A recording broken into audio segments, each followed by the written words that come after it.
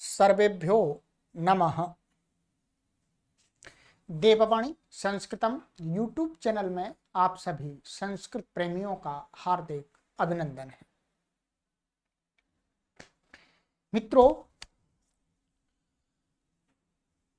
आचार्य भर्तृहरि द्वारा प्रणीत नीति शतकम को हम निरंतर पढ़ रहे हैं।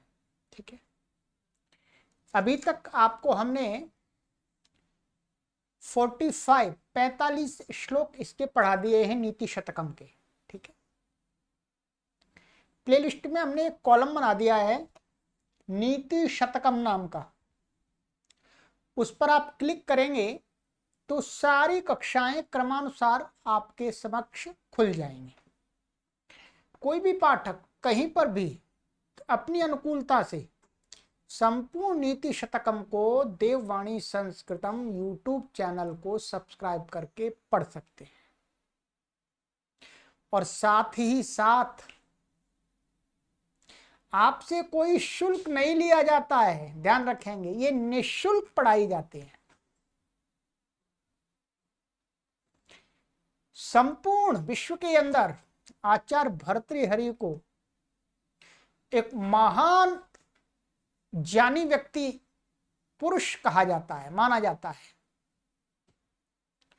उन्होंने जो अपने विचार श्लोकों के माध्यम से समाज में दिए हैं वो अत्यंत ही अद्भुत विचार हैं। ठीक है, उन्होंने सभी विषयों पर विचार दिए। तो अभी तो हम नीति शतकम पढ़ रहे हैं, जिसके विषय में नीतियों के विषय में बताया जाता है। राजा आदियों को नीतियों का प्रयोग करना होता है तो वो किस किस प्रकार से करें, नीतिवान बने। ठीक है, तो ये नीति शतकम इस पुस्तक के माध्यम से पढ़ा रहे हैं। ये 2 पुस्तकें हैं वैसे, इसके अंदर 3 शतक हैं, नीति शतक, श्रृंगार शतक और वैराग्य शतक। ये आपके श्रृंगार शतक और वैराग्य शतकम भी आपको पढ़ाए जाएंगे। तो आप चाहें तो इन पुस्तकों को आप मंगा सकते हैं, जहां आपके आसपास मिल जाए वहां से भी ले सकते हैं। यदि नहीं मंगाना चाहते हैं तो आप वीडियो के माध्यम से भी जान सकते, पढ़ सकते हैं, समझ सकते हैं नीति शतकम क्या है। चलिए, और भी संस्कृत भाषा की महत्ता को समाज में प्रदर्शित करने के लिए संस्कृत भाषा कितनी महत्वपूर्ण भाषा है, उसके अंदर कितना ज्ञान है, इस बात को जन सामान्य तक पहुंचाने के लिए आप इन कक्षाओं को निरंतर अधिक से अधिक अपने मित्रगण, सगे संबंधियों एवं आसपास के लोगों तक शेयर करके, वितरण करके पहुंचाते रहे। हम आप तक पहुंचा रहे हैं, आप और आगे पहुंचा दीजिएगा। ज्ञान वितरण की यही परंपरा होती है, गुरु शिष्य की यही परंपरा होती है। ज्ञान की वृद्धि गुरु और शिष्य की श्रृंखला के माध्यम से निरंतर बढ़ती रहती है, निरंतर वृद्धि को प्राप्त होती रहती है। तो चलिएगा, गत कक्षा में मैंने आपको ये श्लोक पढ़ाया था। ये हमारी अभी अर्थ पद्धति चल रही है। ठीक है, इसमें कुछ कुछ विभाग कर दिए हैं। तो अभी क्या चल रही है, नीति शतकम में अर्थ पद्धति। तो ये श्लोक मैंने आपको पढ़ा दिया था 45वां। ठीक है, पिछली कक्षा में। अब आज की कक्षा में प्रयास करेंगे 2 श्लोक पढ़ने का। ठीक है,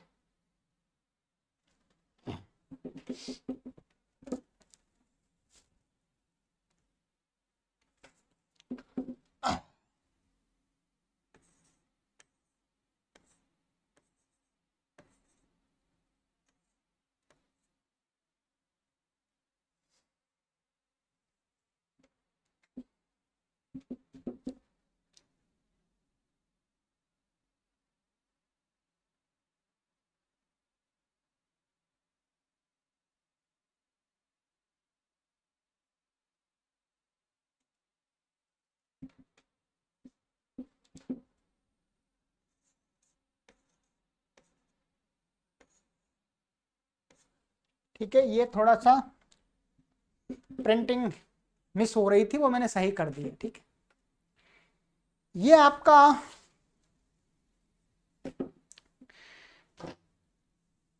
श्लोक है 46वां। ठीक है, और इसका जो छंद है वो वसंत तिल का छंद है। ठीक है, छंद में आपको यहाँ पर ये कौन सा छंद है, वसंत तिल का।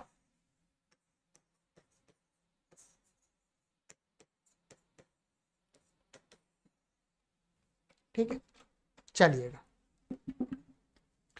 श्लोक का उच्चारण कर लेते हैं एक बार, फिर इसका अर्थ देखेंगे, सब कुछ देखेंगे। ठीक है। राजन दुदुक्षसि यदि क्षितिधेनु मेताम तेनाद्य वत्समिव लोकममुं पोषाण तस्मिंश्च सम्यगनिशं परिपोष्यमाणे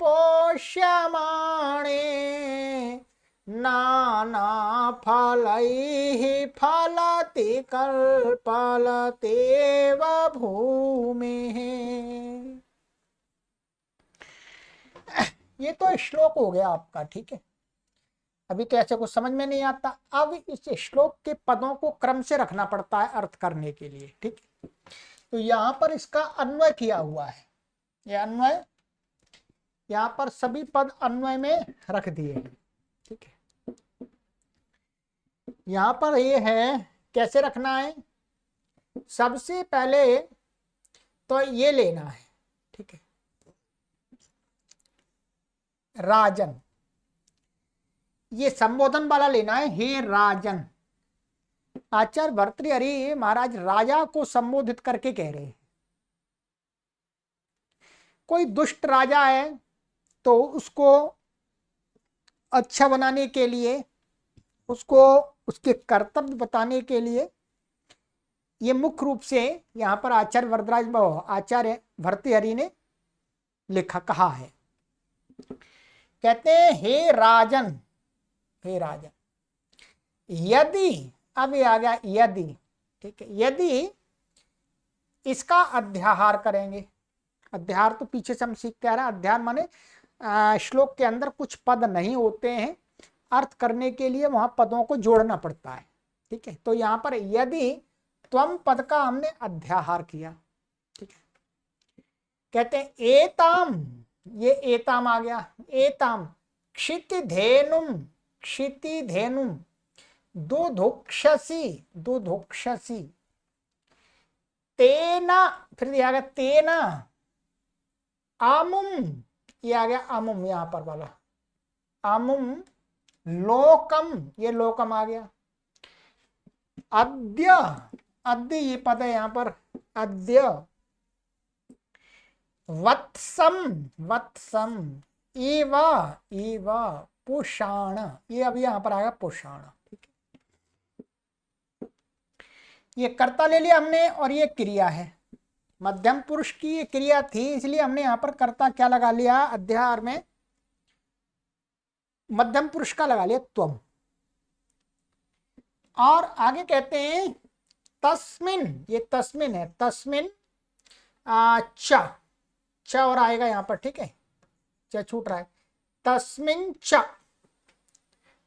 अनिशम, अनिशम सम्यक, तो सम्यक है ये, परिपोष्यमाणे, ठीक, परिपोष्यमाणे ऐशा, इसका अध्याहार कर लिया हमने, भूमि ही, ठीक है, ये भूमि ही आ गया, भूमि ही, कल्पलता, तो ये कल्पलता है। ठीक, कल्पलता, इव, इव इधर आ गया, नाना फलैहि, नाना फलैहि फलति, फलति, ये हो गया क्रियापद। ठीक है, अब आराम से आप इसका अर्थ कर सकेंगे, आइएगा देखते हैं इसका अर्थ क्या हुआ। हे राजन, हे राजा, कोई दुर्जन राजा है, कोई दुष्ट राजा है, उसको कह रहे हैं भाई हे राजा, यदि, यदि माने यदि, माने यदि, त्वम माने तुम, एताम क्षितिधेनुम दुधुक्षसि, एताम माने इस, क्षिति, क्षिति माने पृथ्वी, उसका जो राज्य की भूमि है। ठीक है, तो जो उसका राज्य की पृथ्वी है, उस पृथ्वी रूपी धेनु, जैसे धेनु दूध देती है वैसी पृथ्वी भी दूध देती है, अर्थात भिन्न भिन्न प्रकार के अनाजों को उत्पन्न करती है।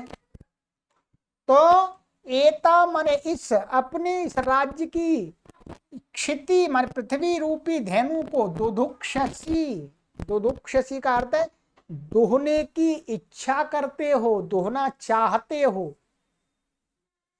तुम चाहते हो कि ये जो तुम्हारे राज्य की जो भूमि है ये तुम्हें सुख प्रदान करे, तुम्हें यश प्रदान करे, तुम्हारी कीर्ति को संसार में फैलाए। तो तुम यदि इसको दोहना चाहते हो, दोहन करना चाहते हो, तो कहते हैं तेना, तो क्या करना पड़ेगा? इसलिए तुम क्या करो, अमुम लोकम। अमुम लोकम का अर्थ है जो तुम्हारे इस राज्य में रहने वाली जो प्रजा है, क्या है? तुम्हारे इस राज्य की अमुम लोकम, लोकम माने प्रजा, जो प्रजा है इस प्रजा को अद्य माने आज, माने आज माने आज ही, आज से ही, वत्सम इव पुषाण, जैसे बछड़ा होता है, वत्सम माने बछड़ा, बछड़े को जिस प्रकार से पुषाण पुष्ट करता है। कोई व्यक्ति क्या करता है, यदि गाय को दोहना चाहता है, ठीक है, गाय का दूध निकालना चाहता है, तो उसे क्या करना पड़ता है? उसे पहले उस गाय के बच्चे को थोड़ा दूध पिलाना होता है। क्या है? पहले बच्चा छोड़ना पड़ता है, आप सभी जानते होंगे। सभी लोग देखते ही हैं भारत देश के अंदर, तो गाय हुई, भैंस हुई, कुछ भी हुई, यदि उनका दूध दोना है तो पहले क्या करना पड़ेगा, जो उसका बच्चा है छोटा सा, उसको पहले थोड़ा दूध पिलाना पड़ेगा, तभी वो गाय या भैंस दूध उतारती है, दूध देती है। तो धेनु से उपमा दे रहे हैं, जैसे कोई ग्वाला व्यक्ति अथवा कोई गौ का मालिक, स्वामी, भैंस का स्वामी गाय का दूध, भैंस का दूध लेना चाहता है, तो वो पहले क्या करता है, उसके बछड़े को दूध देता है। पहले बछड़े को छोड़ता है, भाई पी बछड़ा, फिर वो गाय उतारने लगती है दूध, फिर बछड़े को हटा देते हैं, फिर वो निकाल लेता है दूध, दूध या आदि जो भी है। तो वैसे ही यदि तुम इस पृथ्वी रूपी धेनु को दोहना चाहते हो, दोहना चाहते हो, इस पृथ्वी का जो बछड़ा कौन है? प्रजा। प्रजा का पालन पोषण कहां से होता है? पृथ्वी से होता है, माने उस भूमि से होता है। तो कह रहे हैं ये जो तुम्हारी प्रजा है, तो तुम पहले प्रजा को पुष्ट करो, कुछ पहले प्रजा को संतुष्ट करो, प्रजा को सुखी करो। थोड़ा प्रजा को दो पहले, ये खिलाओ पिलाओ अच्छे से थोड़ा, तो ये जो पृथ्वी है तो तुमको अच्छा दूध देगी, तुम्हें सब प्रकार के धन धान्यों से समृद्ध कर देगी। और जिस प्रकार से यदि बछड़े को कोई व्यक्ति नहीं दूध पिलाता है और गाय का ऐसे ऐसे दूध निकालना चाहता, तो गाय लाद देती है खींच करके। ठीक है, और दूध भी नहीं देती, भैंस भी ऐसी देती है। तो कहते हैं अब आज सबसे पहले आपको इसकी प्रजा को अमुम लोकम, इसकी प्रजा को बछड़े के समान पुष्ट करना होगा, पहले संतुष्ट करना होगा, उसकी आवश्यकताओं की पूर्ति करनी होगी, तब ये तुम्हें भूमि कुछ दोहन करेगी। कहते हैं तस्मिन् च अनिशम सम्यक परिपोष्यमाणे भू एषा भूमि, ये भूमि। कहते तस्मिन् माने उस प्रजा को, प्रजा के अनिशम माने निरंतर, निरंतर पालन करने से, पुष्ट करने से, उसकी आवश्यकताओं की पूर्ति करने से, तो क्या है? ऐसा भूमि है, ये जो तुम्हारी भूमि है ये कल्पलता इव, जैसे कल्पलता होती है वो सब इच्छाओं को पूरा करती है, जो मांगो वही दे देती है, ऐसी कहावत है। तो कल्पलता के समान ही नाना फल ही फलती, ये भूमि आपके भिन्न भिन्न प्रकार की धन धान्यों को उत्पन्न करेगी। बहुत सही बात कही है। यदि कोई दुष्ट राजा है, उसके पास में बहुत भूमि है, राज्य की भूमि है, और वो अपनी प्रजा को सताता है, तो प्रजा काम ही नहीं करेगी उस खेत में, तो खेत में कुछ उगेगा ही नहीं, उगेगा ही नहीं। भाई भूमि में कुछ उगाने के लिए राजा तो हल नहीं चलाएगा। ठीक है, प्रजा ही कार्य करती है। प्रजा जब संतुष्ट होगी तो प्रजा और परिश्रम से कार्य करेगी, मेहनत से कार्य करेगी, तो वो भूमि और ज्यादा धन धान्य को उत्पन्न करेगी, और वो धन धान्य सब राजा के पास में जाता है। तो ये एक दुष्ट राजा को एक चेतावनी के रूप में, एक सुझाव के रूप में आचार्य भर्तृहरि कह रहे हैं कि भाई इस पृथ्वी का तुम दोहन करना चाहते हो, कुछ लेना चाहते हो उससे, तो सबसे पहले तुम्हें अपने राज्य की प्रजा को पालना, अच्छी प्रकार से पालन पोषण करना होगा, उसकी आवश्यकताओं की पूर्ति करनी होगी। ठीक है, वर्तमान में भी ऐसा नहीं है, केवल प्राचीन काल की नहीं, आज भी कोई यदि प्रधानमंत्री बनना चाहता है या मुख्यमंत्री बनना चाहता है तो उसे अपनी प्रजा को संतुष्ट करना पड़ता है पहले। है? आज लोकतंत्र है, फिर भी कोई भी तंत्र हो, चाहे राजतंत्र हो चाहे लोकतंत्र हो, सब तंत्रों में कोई भी राजा या कोई भी वर्तमान की जो उपाधियों से युक्त प्रधानमंत्री, मुख्यमंत्री जो भी हैं, यदि वो राजगद्दी पर बैठना चाहते हैं तो उनको क्या करना होगा? उनको प्रजा को संतुष्ट करना होगा, प्रजा को प्रसन्न रखना होगा, प्रजा की आवश्यकताओं की पूर्ति करनी होगी पहले।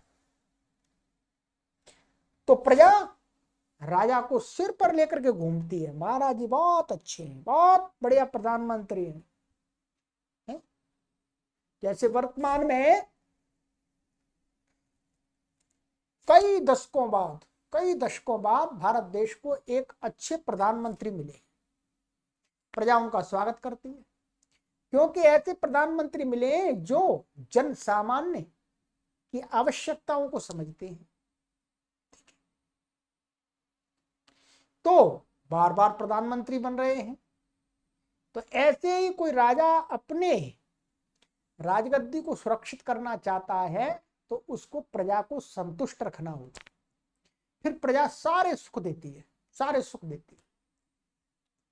तो ये हो गया। ठीक है,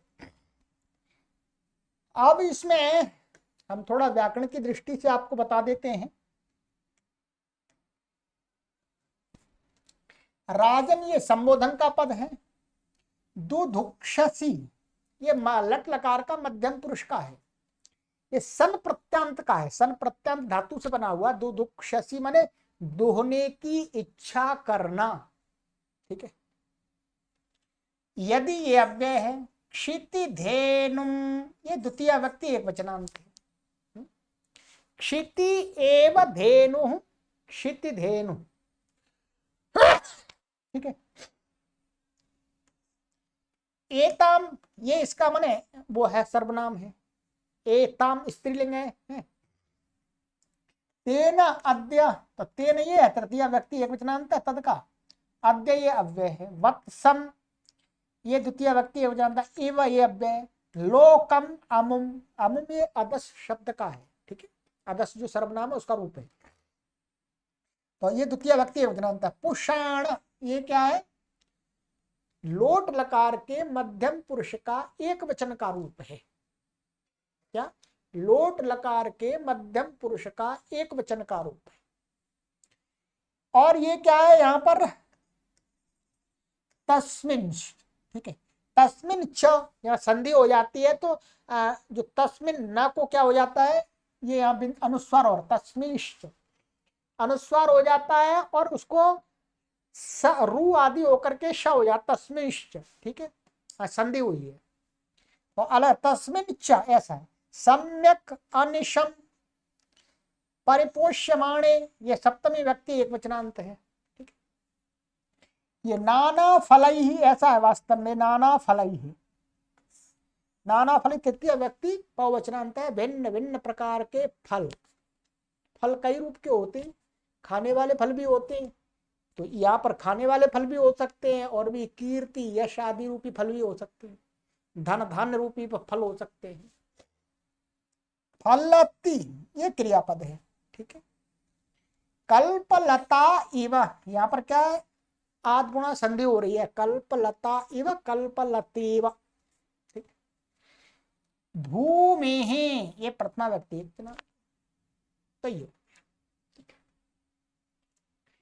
तो ये श्लोक हमें ये शिक्षा देता है, एक राजा को ये शिक्षा देता है कि किसी भी राजा को अधिक से अधिक धन, समृद्धि, संपत्ति चाहिए अपने राज्य से अर्जित करनी है, तो सबसे पहले उसे क्या करना है, अपनी प्रजा को संतुष्ट करना है, प्रजा का अच्छी प्रकार से परिपालन करना है, परिपोषण करना है, उसके रहने, खाने पीने, शिक्षा, चिकित्सा आदि सब की सुव्यवस्था करनी है, समुचित व्यवस्था करनी है। तो प्रजा उस राजा को धन संपत्ति से युक्त कर देगी, समृद्ध कर देगी। ये राजा के लिए सीख है, ये नेता के लिए सीख है। यदि आप भी नेता बनना चाहते हैं तो इस श्लोक को हमेशा ध्यान रखें। यदि आप अन्य प्रकार से कुछ उपाय करेंगे तो वो दीर्घ समय के नहीं है।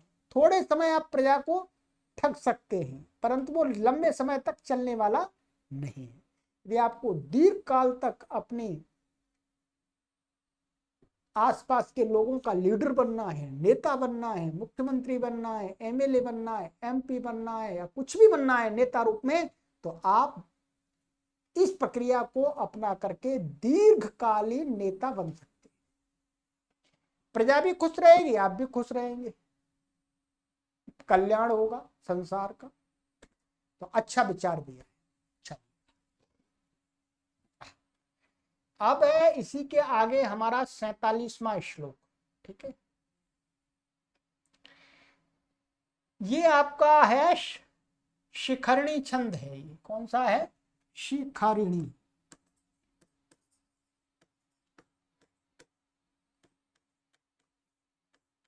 ये शिखरिणी छंद है।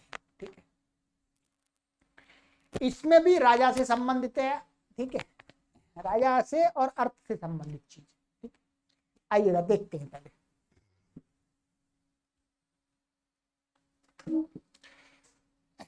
सत्यानृता च परुषा प्रियवादिनी च हेंस्रादयालुरपि चार्थपरावदान्या नित्यव्यया प्रचुरा नित्यधनागमा च वारांगनेव नृपनीतिरनेकरूपा। 47वां श्लोक बहुत सुंदर श्लोक है। ठीक है, आइएगा इसका अन्वय करते हैं पदों का। पहले कहते हैं नृपनीति ही, ऐसा नृपनीति ही वारांगना इव, वारांगना इव।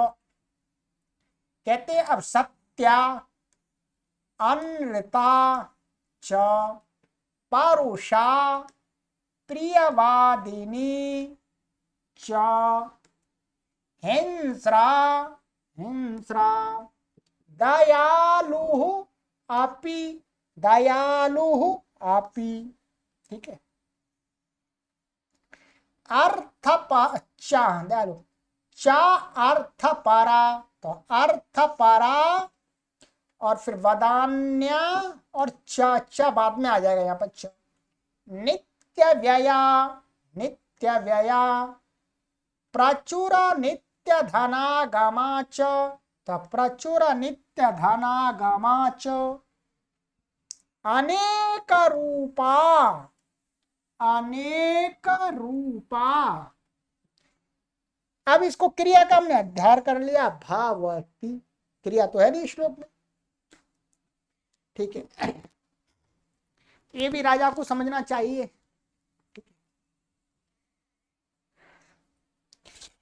आचार्य भर्तृहरि कह रहे हैं कि जो राजा का व्यवहार है, कोई भी राजा सफल राजा होना चाहता है अपने राज्य की व्यवस्था को समुचित रूप से चलाना चाहता है, व्यवस्थित रूप से चलाना चाहता है, दुष्टों को भी ठीक करना चाहता है और श्रेष्ठ जनों को भी संतुष्ट करना चाहता है, तो जो राजा है उसका एक प्रकार का व्यवहार नहीं होता।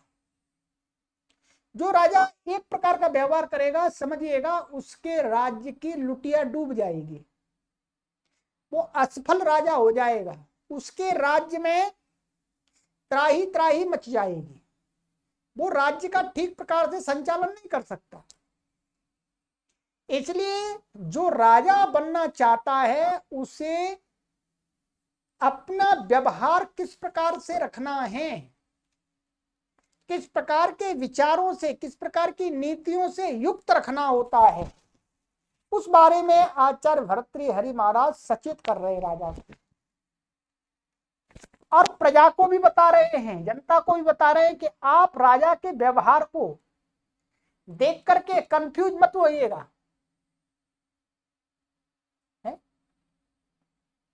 चिंता मत कीजिएगा। राजा का व्यवहार बदलने वाला होता है, उसे रखना पड़ता है, एक जैसा वो व्यवहार नहीं कर सकता। आइएगा, राजा का व्यवहार बता रहे हैं, कहते हैं कि नृप नीति ही, राजाओं की नीति अथवा राजा की नीति अर्थात राजा का व्यवहार, नीति मान व्यवहार, आचरण, तो कहते हैं नृप नीति ही, जिससे राजा आगे ले जाया जाता है उसको नीति बोलते हैं राजा की, राजा मान राज व्यवस्था को।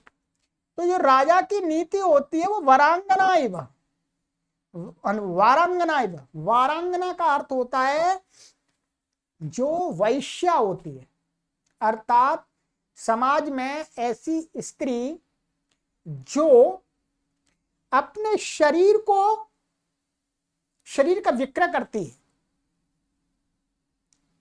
ठीक है, वैश्य सभी लोग जानते हैं, ठीक है, उसको समाज में अच्छा स्थान नहीं है।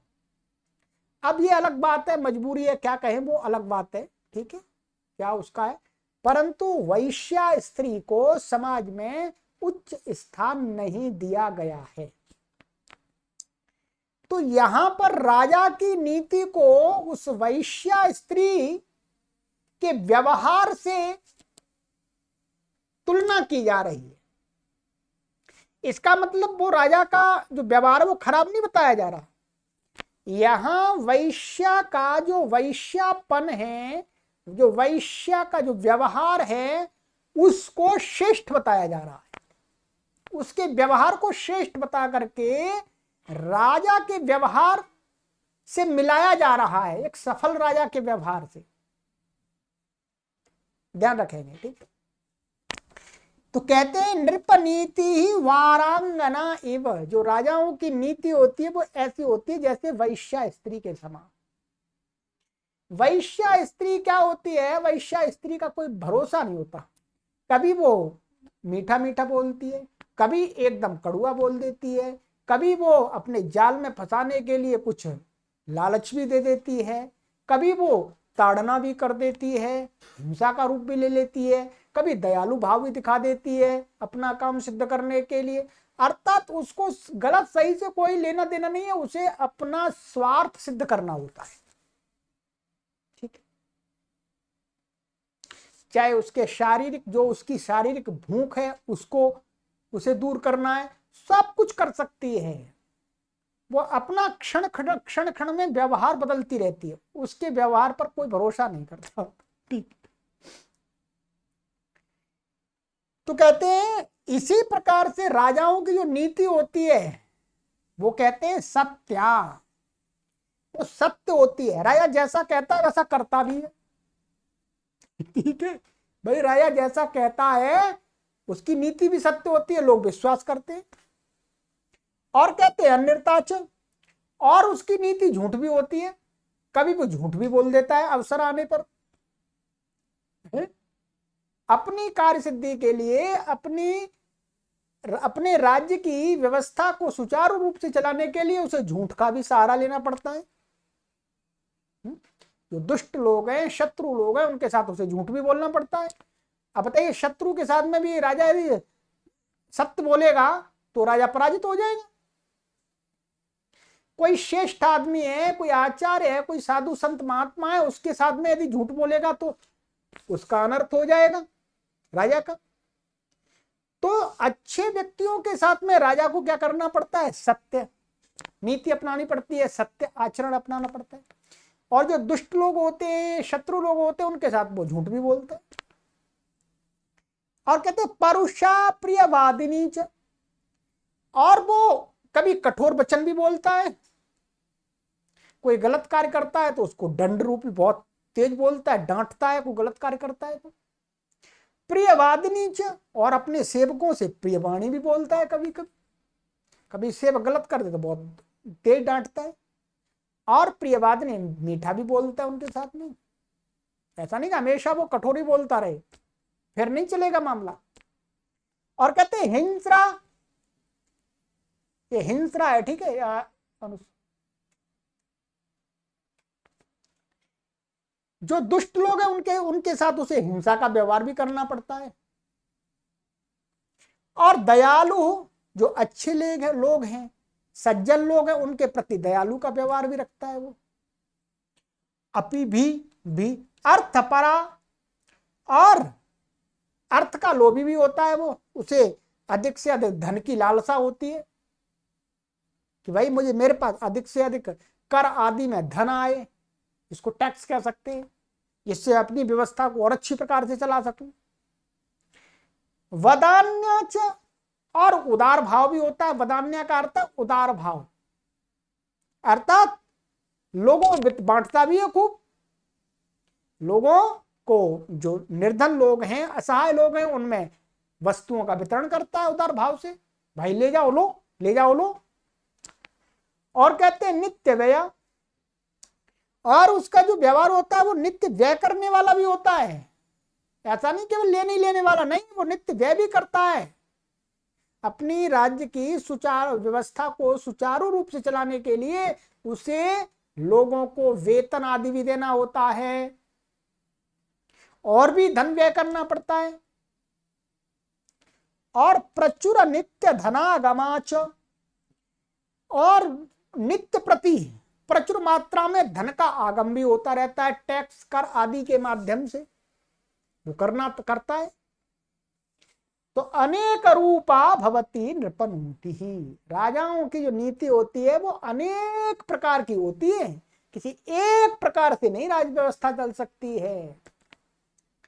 तो एक सफल राजा के लिए आचार्य भर्तृहरि महाराज ये सुझाव दे रहे हैं, भाई तुमको सफल अपने राज्य की व्यवस्था को अच्छी प्रकार से चलाना है, समुचित ढंग से सुचारू रूप से चलाना है, सुव्यवस्थित रखना है, लोगों में भय भी रखना है, लोग आपको प्रेम भी करें, लोग आपसे डरे भी, इस प्रकार का व्यवहार करना है। तो आपको अनेक प्रकार की नीति अपनानी पड़ेगी।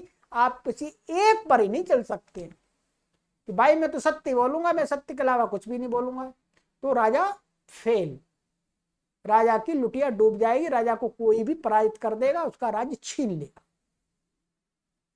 इसलिए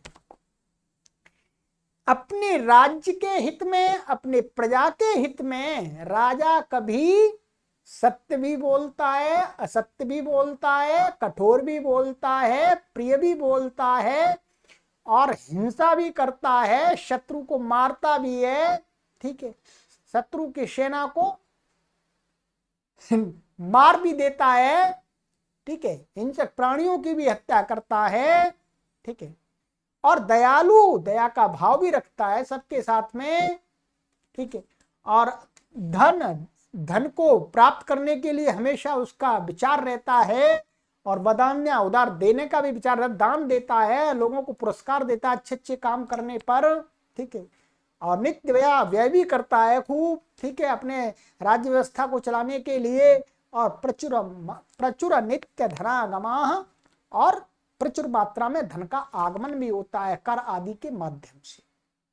तो ऐसा राजा सफल राजा होता है, जो इस नीति को अपनाएगा वो राजा सफल राजा कहा, ठीक है। तो ये हो गया आपका दूसरा श्लोक, ठीक है, सरल है बिल्कुल। इसमें मैंने आपको दिखा दिया सभी पदों का इसमें पदच्छेद करके। अब इसमें हम थोड़ा सा व्याकरण आपको बता देते हैं। सत्या, ये क्या है? नृपनीति ही। ये नृपनीति क्या है? स्त्रीलिंग शब्द है। तो ये सभी क्या है? इसके विशेषण हैं। क्या है? विशेषण। तो नृपनीति, तो ये सत्या, अनृता, परुषा, प्रियवादिनी, हिंद्रा, दयालु।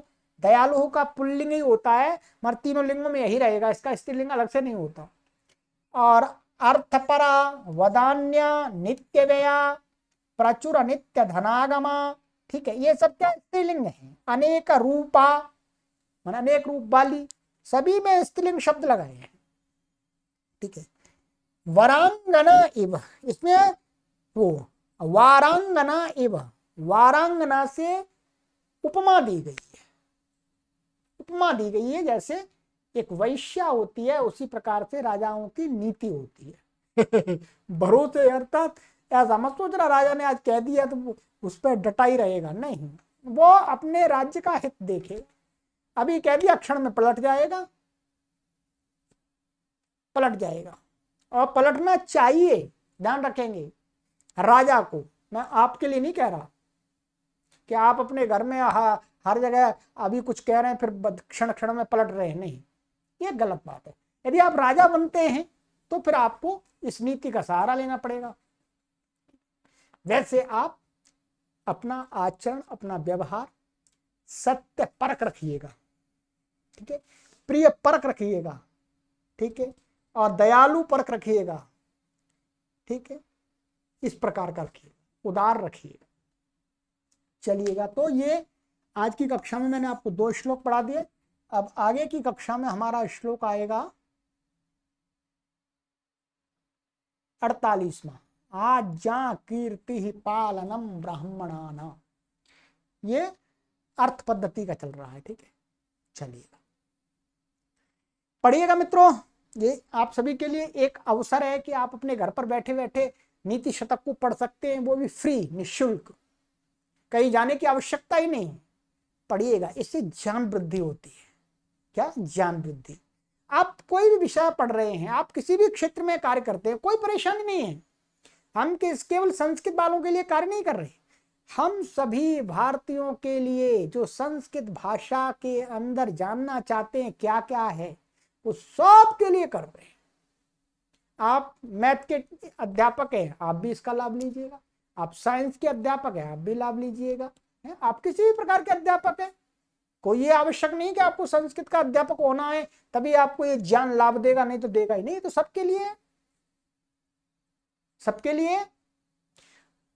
आज की जो नीतियां हैं और इनकी नीतियों को मिलान कीजिएगा, मिलान कीजिएगा, और आपको लगता है आज की नीतियों में इनमें से कुछ चीज और ज्यादा महत्वपूर्ण है, उनको मिला दीजिएगा, मिला दीजिएगा, ठीक है। वैसे ये वाली जो नीति बताई जा रही है ये तो शाश्वत है, हमेशा इसी प्रकार से काम करना होता है समाज में, ठीक है। चलिएगा, आगे की कक्षा में मिलते हैं। प्लेलिस्ट आपके लिए बना दी है नीति शतकम नाम की, यदि नहीं मिलती है तो आप व्हाट्सएप नंबर पर संपर्क कर लीजिएगा। देववाणी संस्कृतम टीम के सदस्य आपको प्लेलिस्ट का लिंक निःशुल्क उपलब्ध कराएंगे, आप आराम से पढ़ते रहिएगा, अपने ईमेल में सेव कर लीजिएगा। ऐसे हमने सभी प्लेलिस्ट आपके लिए ओपन रखी हुई है। हमारा एक लक्ष्य है कि हम संस्कृत भाषा और सत्य सनातन वैदिक संस्कृति को 1 करोड़ लोगों तक पहुंचाने के लिए कृत संकल्प हैं, उसके लिए कार्य कर रहे हैं। आप भी हमारा सहयोग कीजिएगा, शेयर करते रहिएगा। सभी को सादर नमस्ते, सर्वेभ्यो नमः।